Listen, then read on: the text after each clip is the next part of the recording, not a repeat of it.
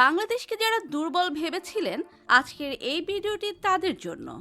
এটি দক্ষিণ এশিয়ার একটি গুরুত্বপূর্ণ ভূ-রাজনৈতিক অবস্থানে অবস্থিত দেশ, যার সামরিক ইতিহাস গর্ব এবং আত্মত্যাগে পরিপূর্ণ। 1971 সালে মুক্তিযুদ্ধের মধ্য দিয়ে স্বাধীনতা অর্জনের পর বাংলাদেশের সামরিক বাহিনী একটি নতুন যাত্রা শুরু করে। শুরুটা ছিল সীমিত সম্পদ ও অবকাঠামো নিয়ে। তখন এই দেশকে সকলে দুর্বল ভাবলেও এখন সময়ের সঙ্গে সঙ্গে বাংলাদেশ সামরিক খাতে ব্যাপক অগ্রগতি সাধন করেছে। 2025 সাল নাগাদ দেশটি তার প্রতিরক্ষা ব্যবস্থাকে আধুনিকরণ, দক্ষ জনবল তৈরি এবং আন্তর্জাতিক সম্পর্ক জোরদার করার মাধ্যমে একটি বিশাল সামরিক কাঠামো গড়ে তুলেছে। বাংলাদেশ যেভাবে শক্তিশালী হয়ে এগিয়ে যাচ্ছে তা অনেক দেশের মধ্যে ভয়ের কারণ হয়ে দাঁড়িয়েছে। আপনারা কি জানেন 2025 সালে সামরিক শক্তিতে বাংলাদেশ কতটা এগিয়ে এসেছে? বিস্তারিত জানতে ভিডিওটি শেষ পর্যন্ত দেখুন। প্রিয় দর্শক, বাংলাদেশ সেনাবাহিনী দেশের সবচেয়ে বড় সামরিক শাখা হিসেবে অভ্যন্তরীণ নিরাপত্তা, প্রাকৃতিক দুর্যোগ মোকাবেলা এবং সীমান্ত রক্ষা করার ক্ষেত্রে অগ্রণী ভূমিকা পালন করে আসছে। ফোর্স গোল 2030-এর আওতায় বাংলাদেশ সেনাবাহিনী ব্যাপক পরিবর্তনের মধ্য দিয়ে গেছে। 2025 সালের মধ্যে সেনাবাহিনীতে যুক্ত হয়েছে উন্নত সাঁজোয়া যান, রাশিয়ান ও চাইনিজ প্রযুক্তি নির্ভর মাল্টি ব্যারেল রকেট লঞ্চার, অত্যাধুনিক নাইট ভিশন ডিভাইস ও ড্রোন সিস্টেম।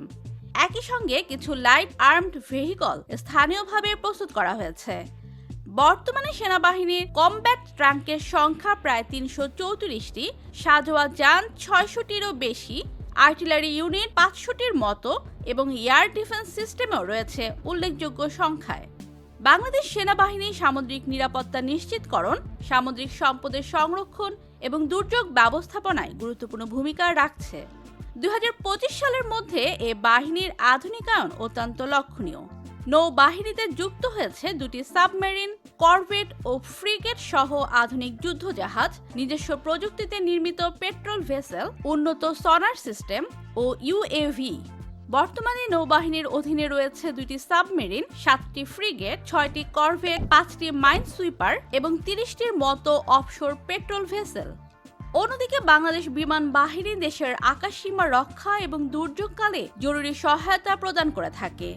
2025 সাল নাগাদ এটি উল্লেখযোগ্য উন্নয়নের মধ্য দিয়ে গেছে। বিমান বাহিনীতে যুক্ত হয়েছে অত্যাধুনিক fighter jet, helicopter, transport aircraft এবং আধুনিক রাডার ও এয়ার ডিফেন্স সিস্টেম। বর্তমানে বিমান বাহিনীর অধীনে রয়েছে 44টি ফাইটার এয়ারক্রাফট, 53টি হেলিকপ্টার এবং 14টি ট্রান্সপোর্ট এয়ারক্রাফট। বাংলাদেশ তার প্রতিরক্ষা শিল্পেও অগ্রগতি অর্জন করেছে।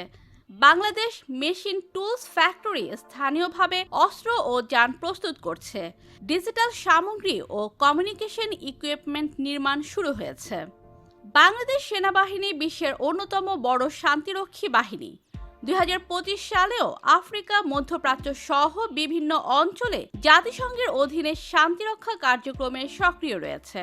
পাশাপাশি প্রতিবেশী দেশগুলোর সাথে যৌথ মহড়া এবং চীন, ভারত, যুক্তরাষ্ট্র ও তুরস্কের সঙ্গে সামরিক সহযোগিতা দৃঢ়তর হয়েছে।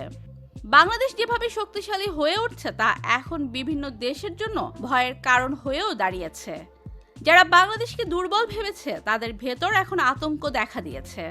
তো প্রিয় দর্শক, ভিডিও ভালো লাগলে লাইক দিন এবং নতুন নতুন ভিডিও পেতে চ্যানেলটি সাবস্ক্রাইব করুন। ধন্যবাদ।